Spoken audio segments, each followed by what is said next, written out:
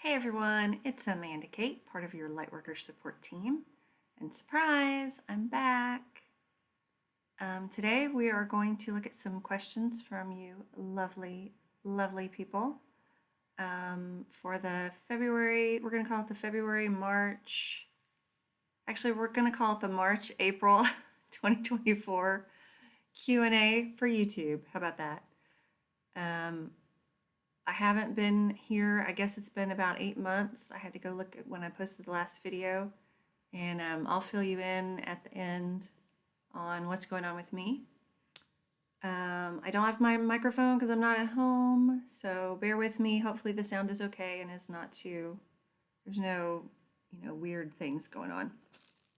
So let me go get in state, and we're going to talk about what's like a general outlook for the rest of March and April, and then like a 2024 outlook because I never did that this year, and I usually do. And there are a few questions too, so let's get started. Okay, I was getting ready to find out what's going to be happening for the rest of March, and then I remembered I already channeled it. I already did a written channeling on that. So I'm just going to read that channeling because it had a lot of good information. I channeled this on March 10th, and the title of it is New Moon, so maybe it was the new moon following that, and I don't even remember. Was March 10th the new moon, maybe? All right, it says, Dear ones, at this time the themes that are most prevalent on your planet are the following: resurrection, joyful play, worship, optimism. We focus on the positive aspects because we believe that is what you will enjoy the most. Resurrection. We speak of resurrection in terms of renewal in many different aspects. There is renewal of cycles, such as in your plant life, either beginning or ending, and the endings seed the next cycles. There is also currently a renewal of purpose for many as you pause to contemplate what it is you really want and who it is you really are. There is also a resurrection of ideas for the future of humanity as a whole. Many have brought forth messages of a major event that will change the world. This is something the collective is exploring once again as a viable possibility.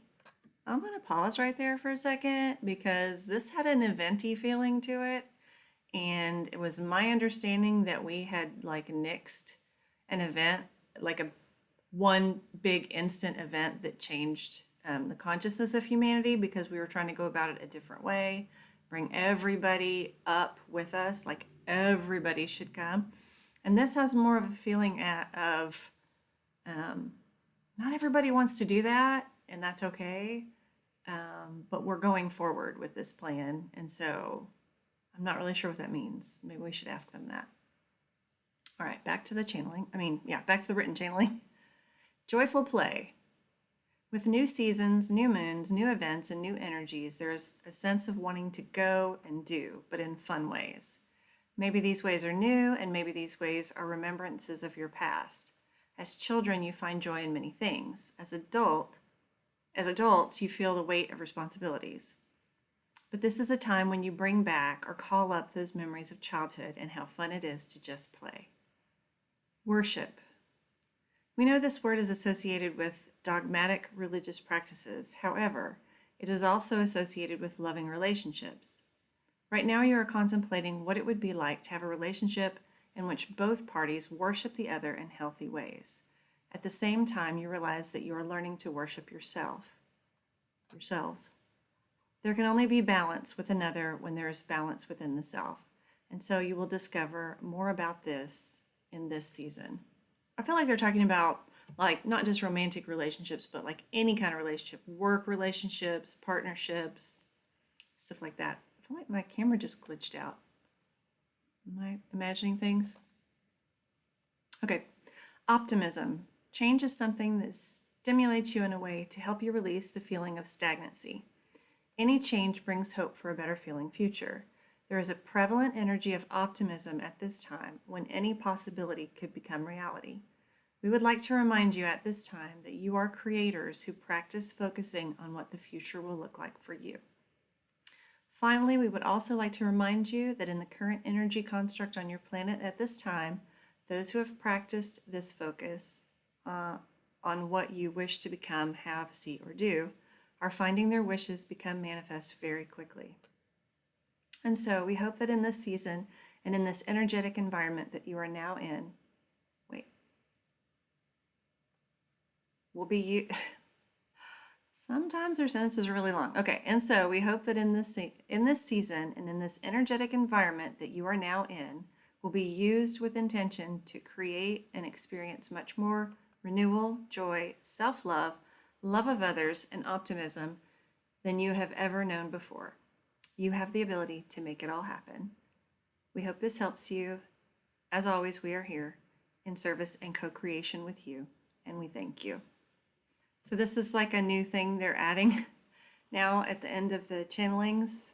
They sometimes, say, they add this co-creation part, so that's cool. All right, so that's the energy that I think we're in right now because it's spring with the equinox coming up.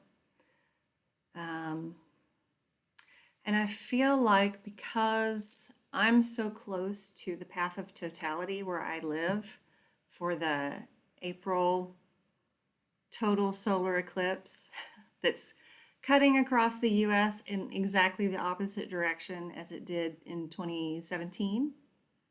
And it makes a big X, and the X crosses at the border of Texas and Mexico somewhere, I think. I might be wrong on that, but like it looks like it when you look at the big map. So I kind of want to know what that energy is all about. And I know that I channeled before a long time ago, and I'm not sure when I looked into this or if it was a written channeling or a video, but I remember my guide saying that these eclipses were bookends. And for me, it has been, I don't know how many others of you it's been like this, but for me, it was the beginning of horrible things happening that I did not want to have to go through. And I did not want to have to grow and learn through, but I did. We all do when we have to go through things. Yeah, but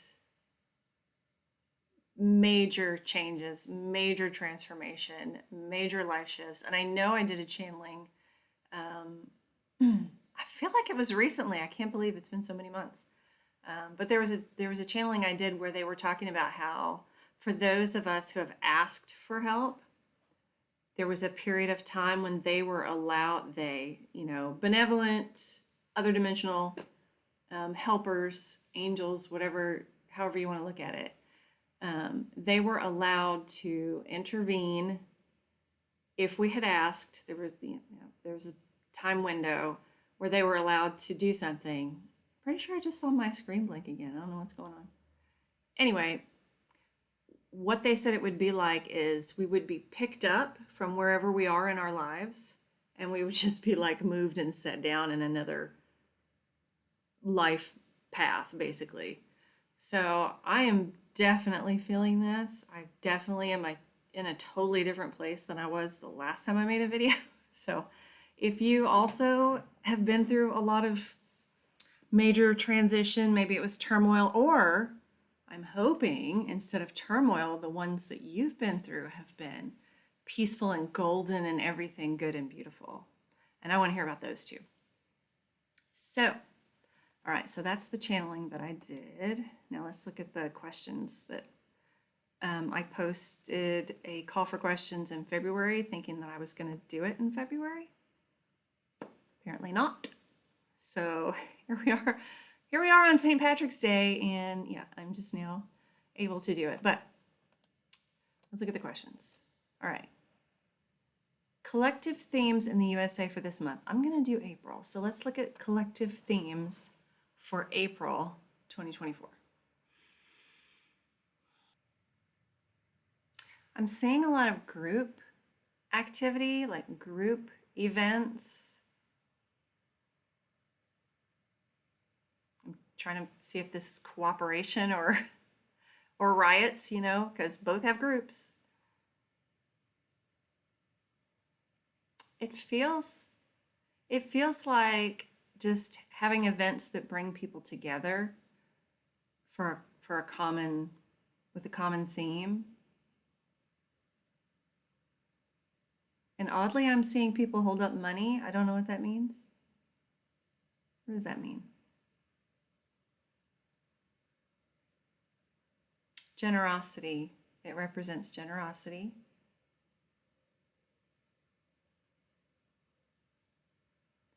I feel like people are feeling optimistic. Is this April?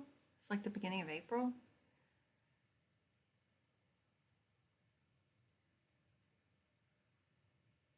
Maybe they're investing. Maybe more people are going to invest at the beginning of April because the outlook seems good at that time.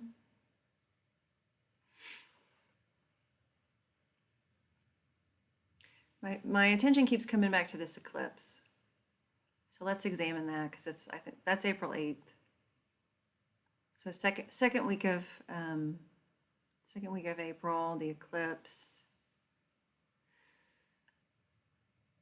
This is about clearing a path, is what I'm hearing. This is about clearing the energies for new, lighter feeling energetics. I'm feeling like, the energy of, what we want to call New Earth, this lighter, more cooperative, less polarized place that we all want to exist in.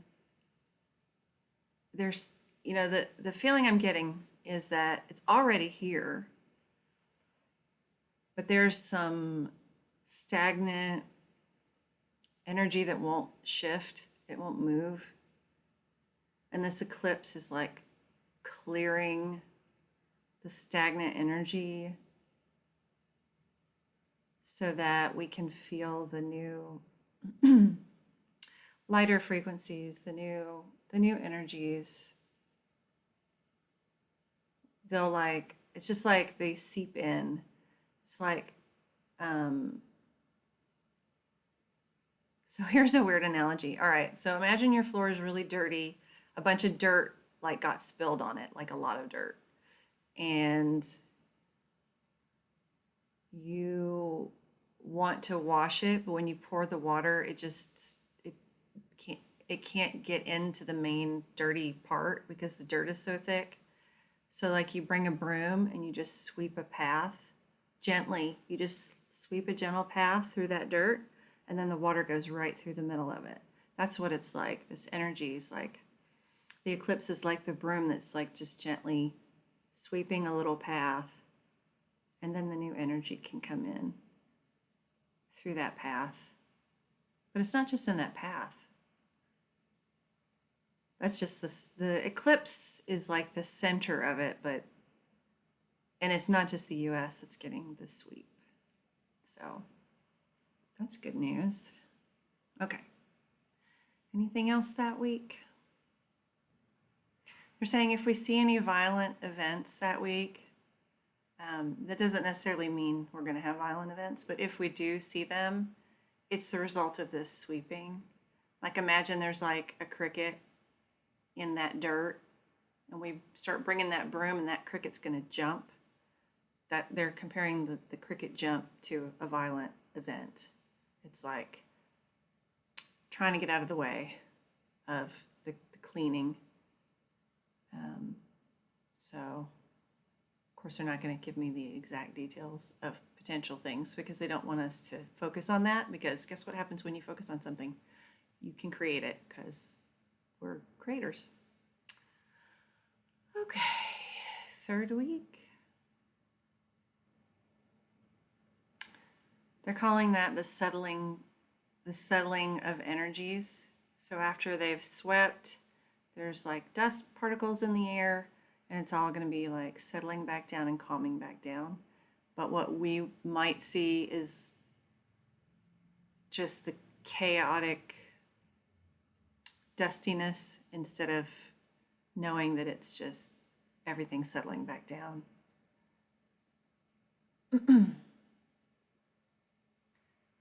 Maybe some storms for the end of April, which is not unusual.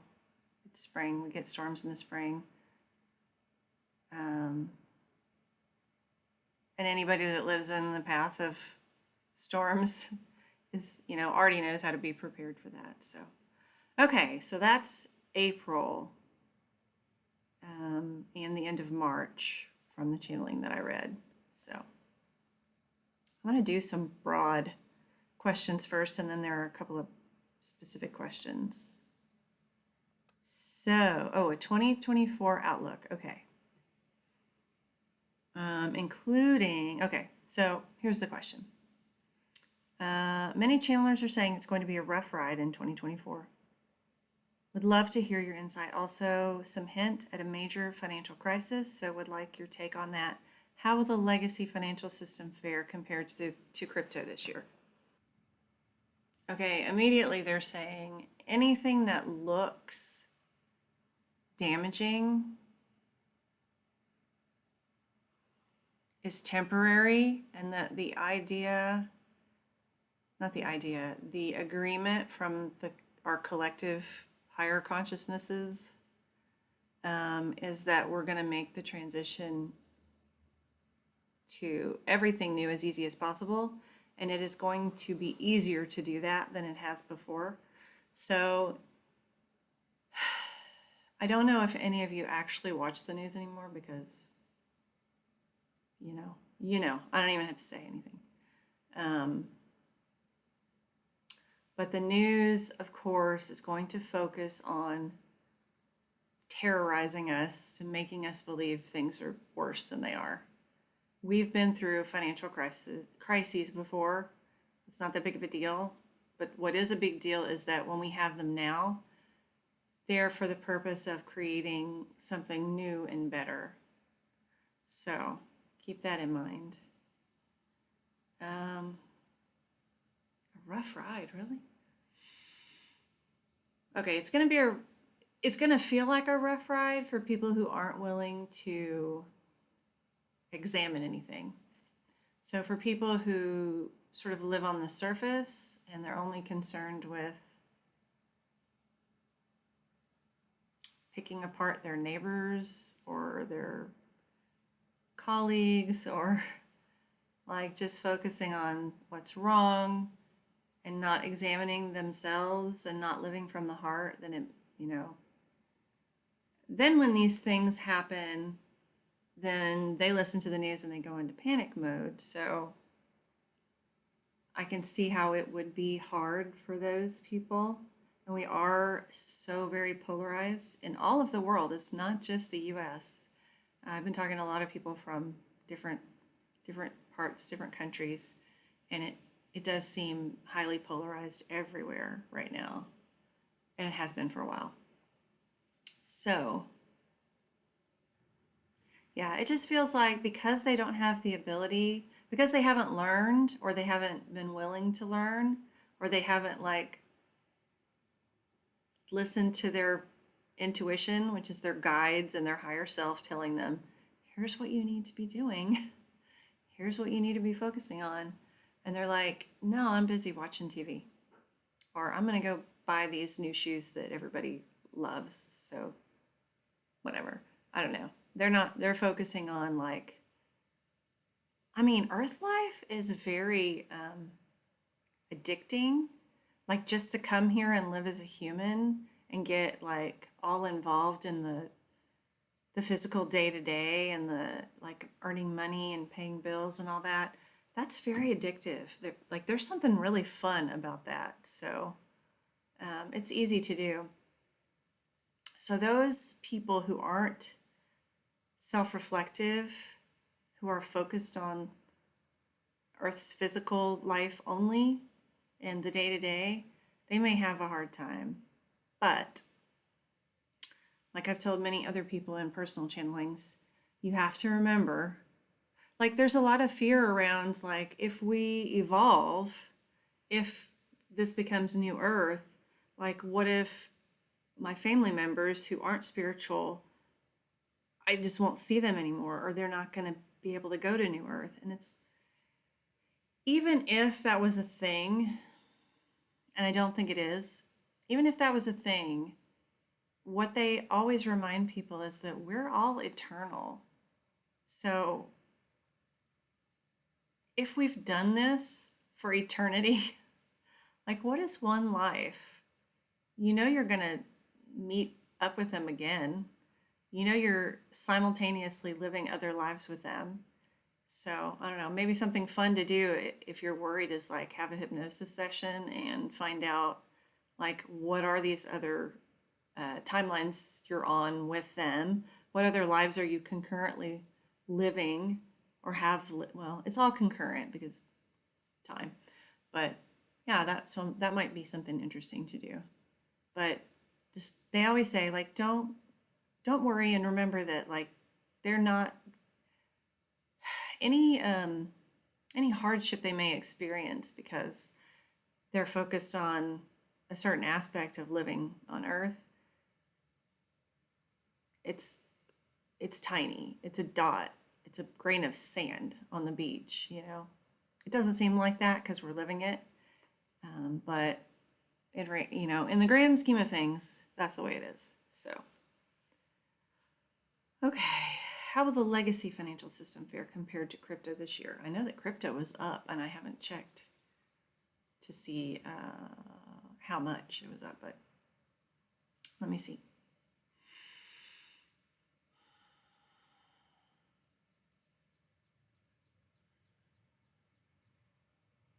Okay, so obviously there's a camp of traditional um, service to self, focused, trying to sort of like use the crypto movement and sort of like merge with it to cause it to be irrelevant or, you know, do something so that they have control over it. But then there's also like this camp of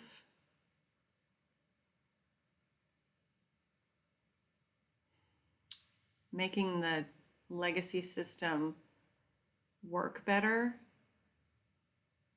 and making the crypto system work better. And I just feel like they're going to be parallel for a while till we can get that organized. And by we, I mean our higher selves working as a whole, all the higher selves of all the beings that are on earth working as a whole, trying to get those cleaned up and moving parallel for a while. So that's what I'm seeing. All right. That was a glitch. I saw that. Maybe I'm hallucinating. I don't know. Okay. All right. Would you please look into the mysterious Egyptian hieroglyphics called the Gosford glyphs that are nestled in the bush here in Australia? Who created them and when? Did the Aboriginals exchange items with the Egyptians? Was it the ETs? All right, the Gosford glyphs. I don't know anything about them, so I'm just gonna have to get impressions. I kind of like doing that better because then I can't, my conscious mind can't interfere with anything. So, Gosford glyphs. I feel like the word I'm hearing is displaced. But I don't feel like they mean an Egyptian just managed to show up there somehow. Okay, originally my thought was this is the person or people that carved these glyphs or created these glyphs. I don't know if they're carved or not. Are they carved? I don't know if they're carved or painted. Um, that they have a connection to Egypt, like another life, like a parallel. Well, all right. For the sake of Earth time, let's just say they have past lives in Egypt, and they were sort of like tuned into that at the time they made these glyphs on the stone. That was my original thought. And then I had another thing that popped in where an ancient civilization like Atlantis, um, part of the people that ended up in Atlantis got routed a different way and ended up in Australia, and those are the glyphs. But I'm kind of feeling like that's a no because it just seems too ancient and like we wouldn't have found them. So maybe what they're saying is the people that carved them are maybe didn't have a past life in Egypt, but a past life in an ancient civilization that also ended up in Egypt and evolved into the Egyptian glyphs that we see, that we can still read today, but they, it was something different, something slightly different. So, all right, that's what I'm getting about that. Did they exchange items with the Egyptians? I'm going to go with a no because these are not Egyptians. Well, Egyptian souls, maybe, Atlantean souls, maybe, but, or was it the ETs? Well, let me just look and make sure. I'm getting the possibility that the same ETs that helped the Egyptians they don't need any help, but gave them some knowledge, or I don't want to say gave them knowledge. That makes it sound like they don't have the ability to do that on their own, but there's something energetic about ETs and Egyptians. There's some kind of energy transfer here that did boost the time it would have taken them to evolve a certain way. Let's just put it like that. And so I feel like there was a tiny bit of influence over there too in Australia. Not to the same degree, because the Aboriginals' ideas about how to live with the land were not the same. So the energies they received would not be the same as what the Egyptians took and made of that. It's like giving the same two people a construction set. One is going to make something totally different than the other based on how they are normally living, especially if you give them to two separate cultures, right? So, all right, that's that. One more. Ooh, 30 minutes. I love it. I'm going to cut some dead air time out, though. All right. A beautiful stone which seems to be laser cut in the shape of what I would describe as a long extended teardrop was found at Bowen Mountain here in Australia. And as I'm writing this, my sister-in-law, who is in spirit, turned on the DVD player which flashes the word guide. Apparently the people who found it, I think who are Aboriginal, read more, brought it into the house and started to experience paranormal activity. What is this stone about? Where did it come from? Who made it? How old is it? What is it used for? Is it Aboriginal or from the ETs? Also, what can you tell us about the little hairy people here in Australia? I'm going to leave that for next time. Okay, let's do the stone. What's it called? Stone on Bowen Mountain. Well, we'll just go with that. What is it about this stone?